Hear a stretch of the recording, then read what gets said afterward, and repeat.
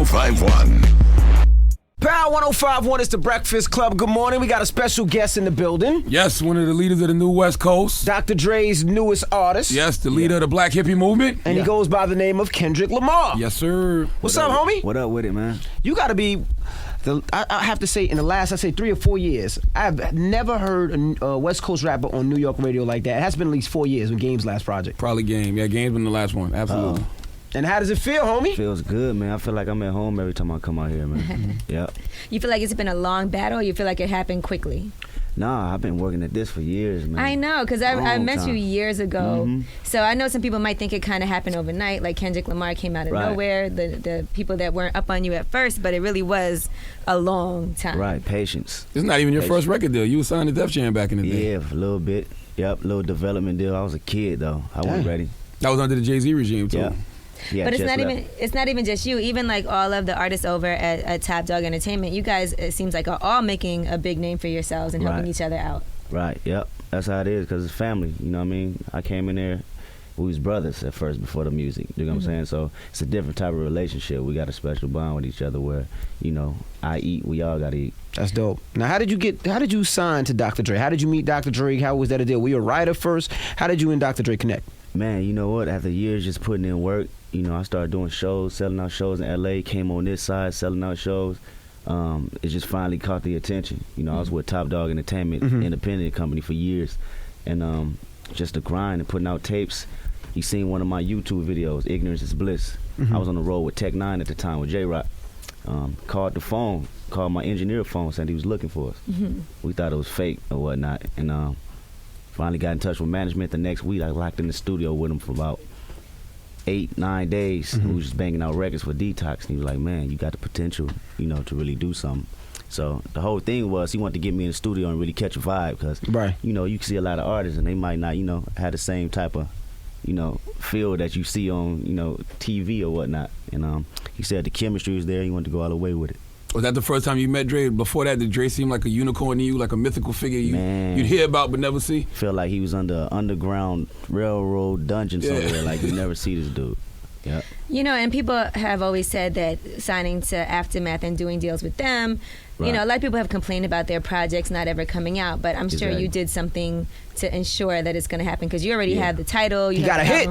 Yeah. I don't know if it's a hit yet. It's a good record. It's a great record. It's a great record, but I don't know if it's a hit. And it's perfect for, you know, because he has a core fan base. You know what I mean? It's one of those fan bases that follow him. He goes city to city and he sells out shows whether major radio plays him or not, you know, which is more important than anything else. Yeah, that's the whole catch nowadays, man. You got to go out there and do it yourself, you know, and Dre obviously recognized that, you know, we was already developed as a whole team, as a whole unit, where he didn't really have to, you know, put all his hands, you know, as far as the dirty work and getting that buzz up, because we already did that. Right. So once we got that up, you just want to take it to the next level, and we got to move. Does that make people bump heads, though? Because now it's like, you know, I'm sure you have Top Dog and you have Dr. Dre, who are kind of molding your career. Do they have to, like, argue about what they think is best for you, or are they in accordance with each other? Not necessarily argue, but, you know, just have more meetings and make sure the vision is right. You know what I'm saying? Because it will cause confusion. But we try to make sure we on pace, you know, with anybody we involved with. Is there a release date for the album yet? No, not of yet. Are you going to drop this year? Yeah, definitely. I saw that you just shot the video for The Recipe also. Right. You and Dr. Dre. Yes, it's like you get him to do stuff that nobody else gets him to do. Yeah, man. It's big homie. You're a good dude, man. And, you know, it just feels good because he respect the music. Are you going to have your own headphones? My own headphones. I wish. Can be $1 billion company. No, when you sign, that's the part of the deal. You get a free pair of headphones. So Not a pair. I'm talking about his own pair. Yeah, like your own line. Do you ever sigh? Like he'd be like, all right, let's work on some records with Detox. You'd be like, oh, Dre, come on. You know the Detox they coming out. Let's work on my album. Nah, it be all good, man. Is he still working on Detox? Yeah, he working. Okay. He in there working right now. Yep. Now, the other day there was some controversy when you were being brought out onto stage, right? Yeah. What happened? Man, you know, I was back. I didn't even know how that was going on. When Coming to the stage, we got real hip hop. Oh, yeah, it was you, right? You started that. Oh, you was the artist he was introducing. Oh man, got you. This is all your fault, Kendrick. All your fault. As an artist, how would that make you feel if somebody slighted you like that? Oh, I'd be hot. You know, she got all the right reason to be hot. I can't take that from her, for sure. And all the right reason to do what she did. You know, I respect that. And, yeah.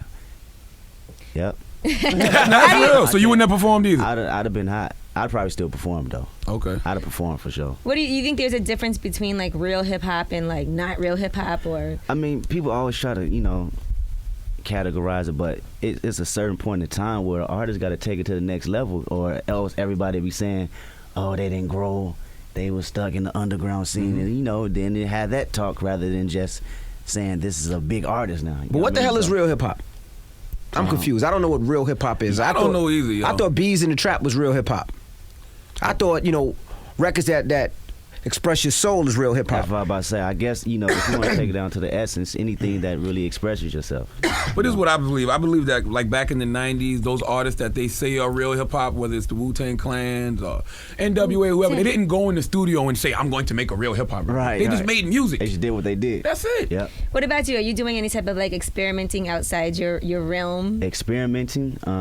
Maybe things that you weren't so comfortable with at first that you never tried before that you're like, well, maybe I'll try this and see how it comes out. All them records is in the stash box and probably never be heard. Really? Yeah. Really? Why is that? Probably because I failed at it and it wasn't hot. Yeah, but how do you know, though? You don't know if it's hot unless you release it. Yeah, true, but I would love to hear some of that. Yeah, some of Lil Wayne's biggest records were totally love. Because I know when we first heard Lollipop, I know we was like, what the hell is this? Or How to Love. When I first heard How to Love. You didn't like How to Love? No, I did, but it was completely different. I liked How to Love. Me too.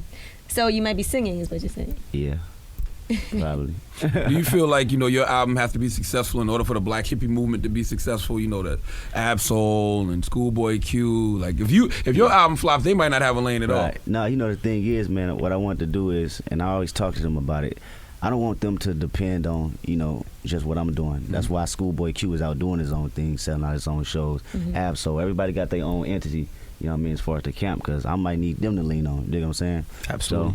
So, that's how we working right now. Is it competitive with you guys? Like when you do songs together, people go back and redo their verse and Definitely. all that? We be talking about each other. You don't want to be in a session with us. We go talk about each other and everything, saying we whack, telling the next artist. Yeah, we say that about each other all the time. Yeah. Remember everybody thought I said Kendrick was whack? But I didn't when Slaughterhouse was up here. Yeah, you kind of did. No, I did not. I saw him at Angelique's bowling party. Yeah, he said I look like a star. I see he don't look like a star. You had a problem because you had on corduroys. Because everybody was just like, "Yo, Kendrick Lamar, Kendrick Lamar." I'm like, you got on Doc Martens today. I noticed. You got on Doc Martens. I didn't. He just didn't look like a star. But I never said he was whack. He's dumb nice. Nah, he gets busy. Do you care about stuff like image and things like that? I mean, it plays along with the part because that's hip hop. As far as fashion, it got to go with the rhymes. I feel that's all traditional. So I like that you do your own thing though. It ain't like you try to dress like how everybody else dress. Yeah, man. I feel like like we talking about the essence. Everybody got to be their own individual. I don't like the fact that people bite off each other. Got to get you shunned out the game. Very from what true. I used to know. Definitely look like you're about to rob somebody this morning. Yeah. No, not really. Black hoodie. He got on Doc Martens. I'm on my Wu-Tang. Why'd you never get jumped into a gang? Why I never got jumped into the gang? Well, maybe because all my family members just probably in the gang already, so they probably looked at me like, you probably, Little nigga, you not gonna come and do this. Yeah. Was there ever any pressure growing up, like, in Cali, like, oh, I gotta be a blood, I gotta be a Crip, I gotta, pick a side? Nah, it never was no pressure. It's crazy because half of my family is Pirus, half of them is Crips. So I'm like right in between, and I'm seeing this whole lifestyle, and they looking at me like, hey, you out playing basketball, you gonna be in the NBA one day. Don't do what we do. Gotcha. They thought I had skills, so they tried to keep me straight, right? I started doing the music thing. They started saying the same thing. Keep doing the music thing. One day you gonna make a way for us. Do you get a lot of family pressure now? Because once people see that you're successful, that's when like the family members all need money and they want to work for you and they like give me a job. Does that happen to you? I got a few. The crazy part is not the immediate family, like cousins I grew up with, or people I've seen my whole life. It's the ones that on pop the out the blue, right? And like me, that's my nephew. Yeah. I always say you auntie anyway, right? Yep. Yeah. So you have you smash hired all him? your aunties? I know you thought about smashing Angela. No, he has a girlfriend. You still have a girlfriend, right? Right. Yeah, he laughed. Right. I know the black hippies get a lot of groupies, so I know you on the road doing your dirt. I know that has to Does be your tough. girlfriend understand? I mean, it's not really dirt. I'm just chilling. I don't be messing with the groupies like that. Kendrick's a Women, good guy. weed, He and doesn't weather. smoke. He doesn't drink. I'm chilling. Still, right? You still don't smoke or drink? No, I can't do that. Right. Because I go into this bad disorder, family type, ignorant type thing. So I try to stay away from it. Yeah, let's keep him away from it then. Yeah. That's what I